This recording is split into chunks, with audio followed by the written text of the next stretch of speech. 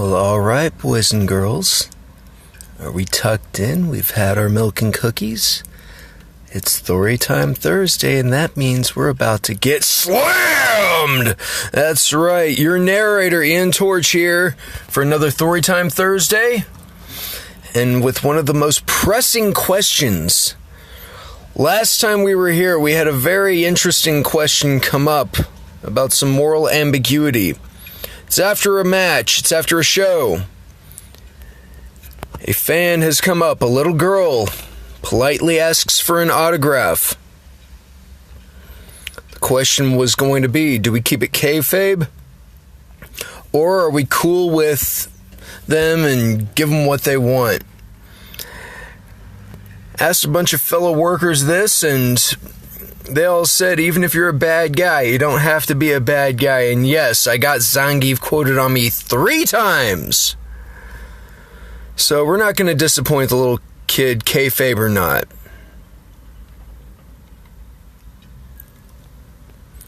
Sure, but only if you tell people I was horrible to you. You wink at the girl. That was actually what 2 of them said. You can sign it but still be a dick, technically. The grin that explodes on her face as you hand the autograph to her is as bright as a title belt. Thank you, says the woman, and her own smile takes a decade from her at least. She leads her daughter back out the door, the little girl practically skipping the whole while. You sure know how to grab heat, Dietrich, says Twister as you sit down at the table. I know. Next time we'll hit the kid with a chair. Wise ass, Twister says as she hands you a beer. You take the beer and tip an imaginary hat towards Twister in gratitude. Gracias, amigo. You hear a commotion toward the entrance of the bar and look up in time to see Dame Sagramore make her appearance, even without her trademark mask, emblazoned with the 3-star coat of arms that belonged to the legendary Knight of the Round Table from whom she took her name. There's something regal about the way Edith Maven Brooks carries herself. Something that draws the eye. No one would mistake her for a runway model. But then no one would think she just hit 50 either. She manages to combine both the traditionally feminine, her eyes, her walk, her lustrous brown hair, and the traditionally masculine, broad shoulders, large, calloused hands, into a striking whole. The old Brit trades handshakes and pleasantries with the other members of the roster and crew of the BWF.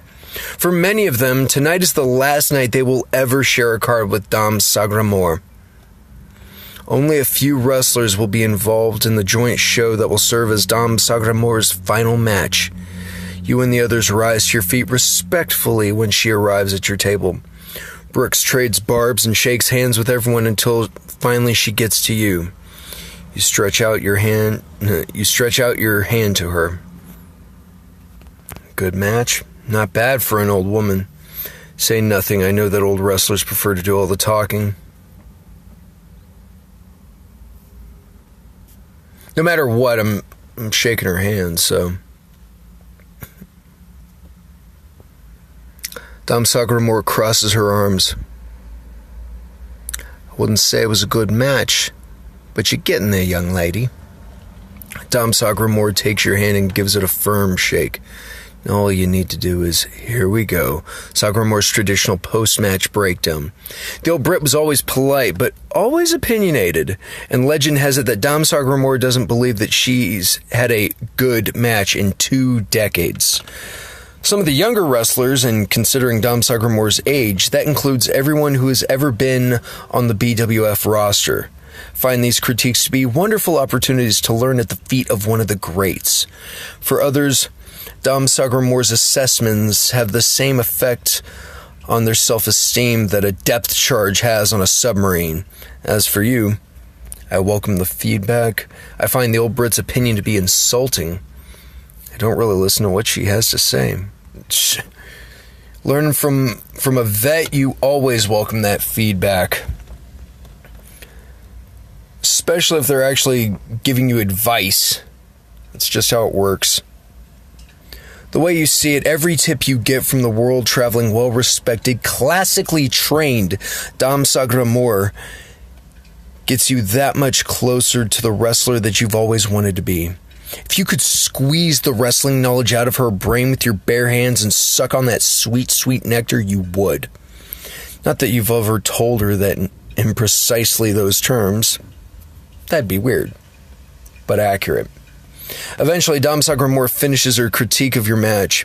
You and the legend have one more battle in the pipeline, her big farewell at the Mueller Albert Ballroom. And you're going to make it a personal mission to learn all that you can from the old Brit. As the night rolls on and the empty bottles pile up, the talk at the table turns to lighter things. Stories of the road and the oddities and the crazies and the craziness that come from life as a professional wrestler. You remember when you were first starting out, all you could do was listen with a mixture of admiration and skepticism as the veterans wove what seemed to be one tall story after another, each one an attempt to outdo the last. Now, almost 2 years on the road, you've realized that most of those stories were probably true. And now that you've got some of your own to tell. Worst venue, Twister shakes her head. Worst venue? Twister shakes her head. Gotta be the Heifer Bollatorium. You guys remember that one? There's a collective groan at the table.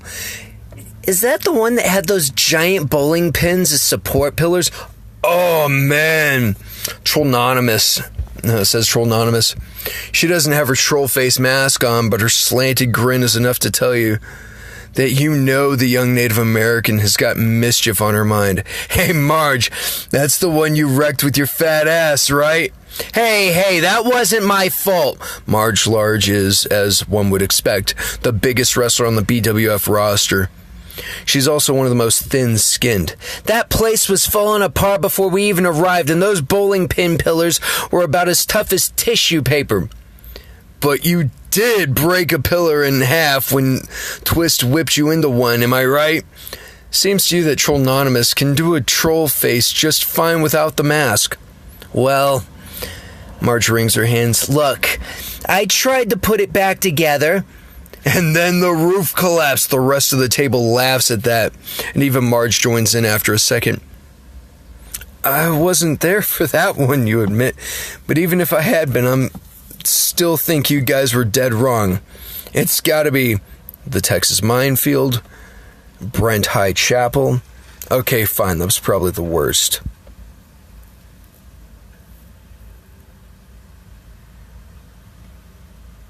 I don't know, with a name like the Texas Minefield, it's gotta be something. Trollnonymous groaned. Oh! Ho-ho!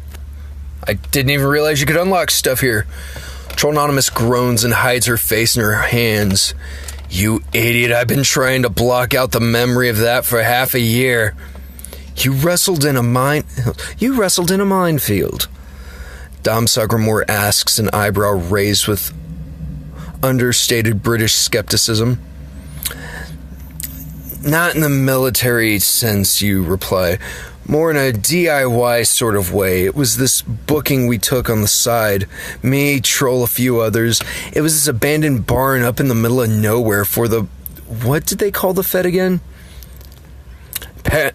Paranoia Pro Wrestling, says Trollnonymous, which I suppose should have been our first clue. That and all the barbed wire around the property.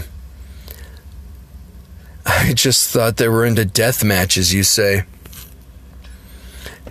And they were, but not the intentional kind. You go on to explain that the barn had once been the home of a gun-running conspiracy nut who had been convinced that the government was after him and his weapons. So he'd wired his home with booby traps ranging from explosive charges to, believe it or not, tripwire-activated crossbows. At first we thought this was all ancient history, you continue. Then the promoter mentioned that they were lucky they were able to finish all their preparations by that morning. The clincher, of course, was when these maintenance guys came running in with a dirty stick of TNT. Trollnonymous shudders. Far from ideal, Dame Sagramore, says Dame Sagramore. If I may ask, did you two still go on to wrestle? Of course. We did a promo segment, mostly. No.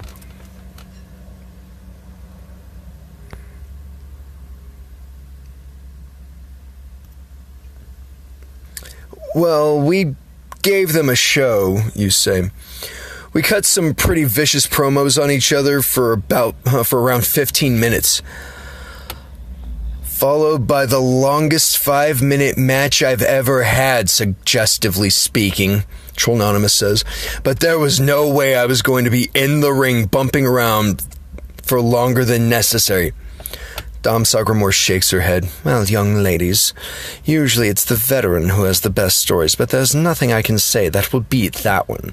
Dom Sagramore raises her glass.